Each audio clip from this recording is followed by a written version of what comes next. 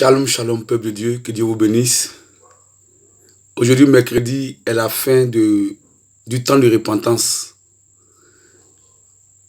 Et notre sujet de prière, notre passage de la Bible était 2 Chroniques 7, verset 14, qui est l'identification à la repentance familiale.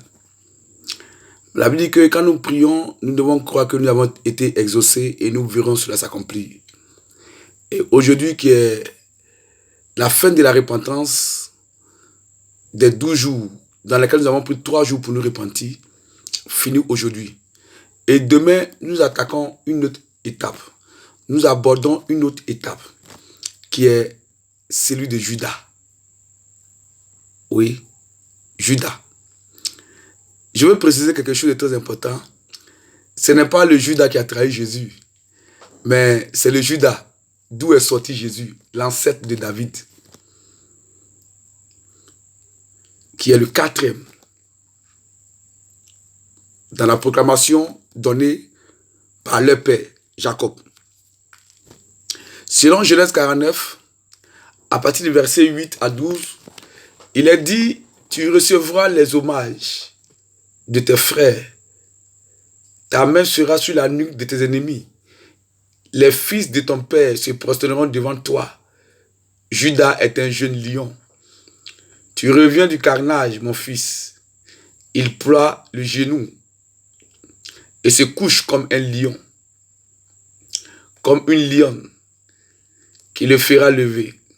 Le sceptre de son point de Judas, ni le bâton souverain d'entre ses pieds, jusqu'à ce que vienne à Shiloh et que le peuple lui obéisse. Il attache à la vigne son âne et au meilleur sceptre le petit de son ânesse.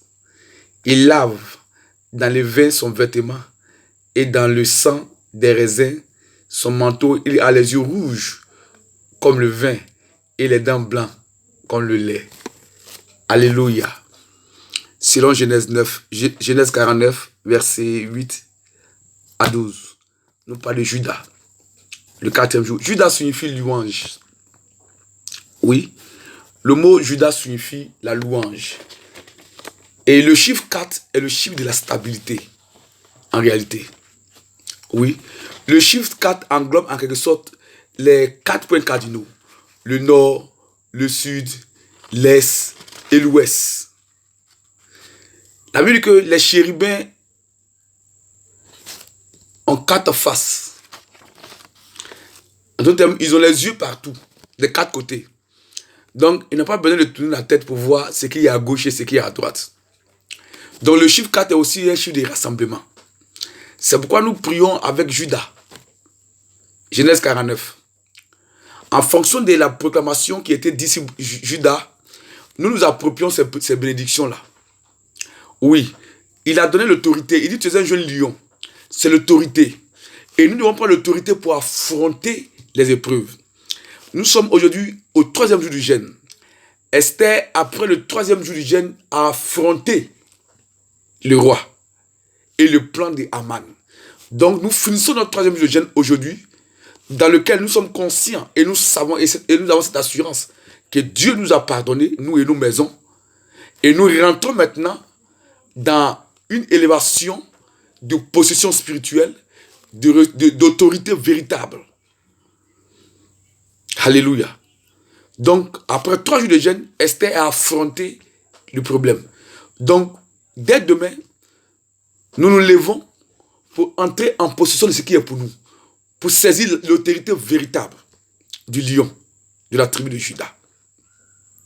C'est pourquoi nous prions dès demain, avec Genèse 49, à partir du verset 8 à 12, nous nous approprions ces bénédictions-là, ces grâces-là, et accompagné du psaume 35, qui est un psaume de victoire. Alléluia. Et Judas signifie louange. C'est pourquoi, si vous lisez Genèse 29, à partir du verset 35, vous allez comprendre le sens réel de Judas. Nous avons été exaucés de nos péchés, de nos iniquités. Nous devons être dans la joie et dans la louange, pour maintenant saisir l'autorité véritable en tant que des rejetons de David, en tant que des enfants de la tribu de Juda. Alléluia. Donc, jeudi demain est le 4e jour du jeûne. Nous prions selon Juda. Nous allons finir avec Ruben.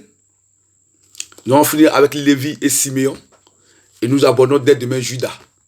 Que Dieu vous bénisse et vous donne la force véritable de pouvoir tenir dans ce moment de jeûne et de voir vraiment la main de Dieu à la fin de ces 12 jours de jeûne. Que Dieu vous bénisse au nom de Jésus.